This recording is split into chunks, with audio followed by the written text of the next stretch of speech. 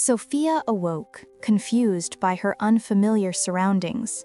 She tried to recall what had happened, but her memory failed her. Noticing her clothes had been swapped for unfamiliar outfits, ones Louis had certainly never bought, she felt uneasy. At least, the necklace Louis had given her remained untouched around her neck. Suddenly, Leohart appeared. He explained that she had been attacked and had passed out after inhaling poison, so he brought her there to recover. He added that he had washed her clothes and she would need to wait for them to dry. Sophia questioned why her garments were being held hostage. Leohart then offered her tea, which she found too bitter to drink. A moment later, he presented a pendant and began sharing his story. Years ago, Leohart lived in a neglected corner of the royal capital, a place unfamiliar to Sophia and her friends. Alongside other abandoned children, they survived on scraps nobles occasionally threw their way. Whatever food he managed to gather, he shared equally among the children. They adored him for his generosity. Though the few books he had were bug-eaten,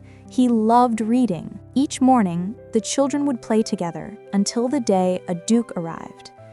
The duke expressed a desire to adopt Leohart, explaining that blessings from the animal gods were widening social inequality in hidden places.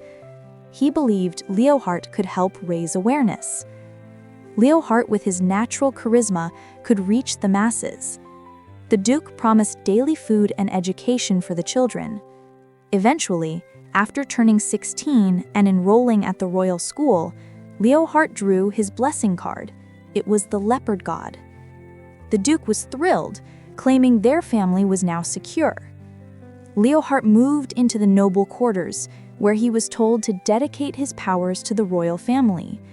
They insisted he discard his filthy pendant and embrace his new identity as a noble. But things soured quickly. The Duke began restricting Leohart's access to certain areas. One day, Leohart fled back to his old home, only to find the place in ruins. Everything had been destroyed. Only 2 children, Lloyd and Keith, had survived.